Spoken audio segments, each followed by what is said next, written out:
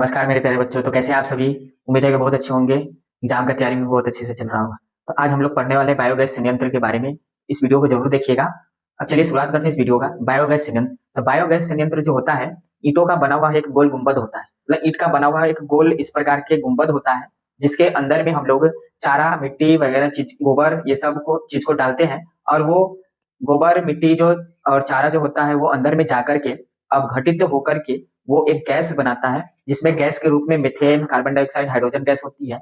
और ये इसके बाद जो गैस होता है, गैस का तो उपयोग कर लेते हैं, साथ ही साथ इसका जो पाचित्र में जो जमा हो जाता है गोबर और ये सारा गला जो भी चीज होता है, वो अपघटित होकर के उसको हम लोग खाद के रूप में भी इस्तेमाल करते हैं। तो चलिए बच्चों, इसको और अच्छे तरीका से चित्र की सहायता से समझने का प्रयास करते हैं। यहाँ पे देखिए, ये आपका जो बना हुआ एक गोल गुंबद, यहाँ पे देखिए इस प्रकार का गोल गुंबद होता है, ईंटों का बना हुआ होता है। और ये पूरा जो आपका बनावट दिख रहा है, संरचना, ये बायोगैस संयंत्र का है। अब इसमें क्या होता है, यहाँ से चारा को डाला जाता है इस प्रकार से। ये चारा अंदर में आकर के यहाँ पाचित्र होता है, यहाँ पे जैसे कि लिखा हुआ है, यहाँ पे पाचित्र होता है। और ये पाचित्र में जाकर के चारा, गोबर, ये सब जो होता है जमा होकर के अपघटित होना शुरू कर देता है। इसमें अनोक्सी जीवाणु पाए जाते हैं। अनोक्सी जीवाणु मतलब इसमें कुछ भी ऑक्सीजन के तौर पे नहीं होगा। ये पूरा जो बंद होता है, एक प्रकार से बंद, मतलब जैसा कि ढक्कन जैसे एक प्रकार से किसी चीज को बंद करके रखे हुए, उस प्रकार के इसका बनावट होता है, जहां से ऑक्सीजन इसके अंदर में प्रवेश नहीं कर पाता है।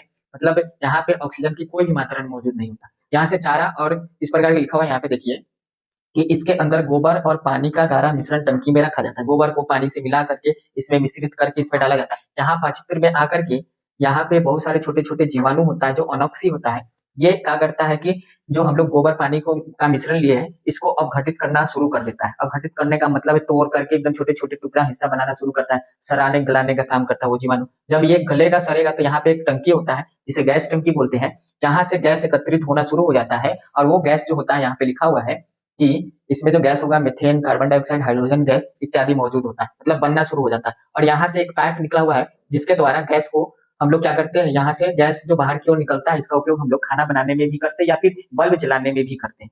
तो इसके बाद यहाँ से अपघटित हुआ जो हिस्सा होगा, खाद्य पदार्थ जो होगा, यहाँ से एक टंकी बना हुआ है, जिसे हम लोग खाद्य, मतलब खाद्य निकास बोलेंगे। यहाँ पे खाद्य यहाँ पे एकत्रित तो होने लगता है, वो अपघटित जो भी गोबर और चारा उरा से संबंधित जो भी चीज होता है, वो अपघटित होकर के यहाँ पे इस टंकी में जमा हो जाता है। और इसके साथ में एक नली बना होता है, और यहाँ से आप उस खाद को बाहर निकालते हैं, जिसे खाद निकास भी बोलते हैं। ये खाद निकास मतलब यहाँ से जो खाद्य एकत्रित होकर के निकलेगा, इसका उपयोग हम लोग फसल को मतलब उपजाऊ बनाने में, जैसे मिट्टी को उर्वरक शक्ति बनाने में यूज में करते हैं, जैसे फसल एकदम बढ़िया से हो सके, उसमें खाद का इस्तेमाल करते हैं। तो यहाँ से क्या क्या चीज है, तो चारा को डालना है, गोबर हो सकता है, उसमें सड़ा गला कोई भी पदार्थ जो सड़ सकता है, गल सकता है, उस प्रकार के पदार्थ को डालते हैं इस टंकी में। और यहाँ पाचित्र होता है, जहां से ये क्या होता है, वो जो भी डाला गया चारा वगैरह होता है, वो पाचित्र में जाकर के विघटित तो होना शुरू हो जाता है जीवाणुओं के द्वारा, और यहाँ पे गैस बनेगा। उस गैस का उपयोग हम लोग खाना बनाने में या फिर बल्ब जलाने में भी उपयोग में लाते हैं। इसके साथ साथ खाद का भी यूज कर लेते हैं, जैसे फसल उपजाने में खाद का भी उपयोग होता है। तो ये था पूरा जो स्ट्रक्चर, बनावट था, ये बायोगैस संयंत्र का था। और उस चीज के बारे में यहाँ पे अच्छे तरीका से लिखा गया है, आप इसे जरूर नोट कर लीजिए।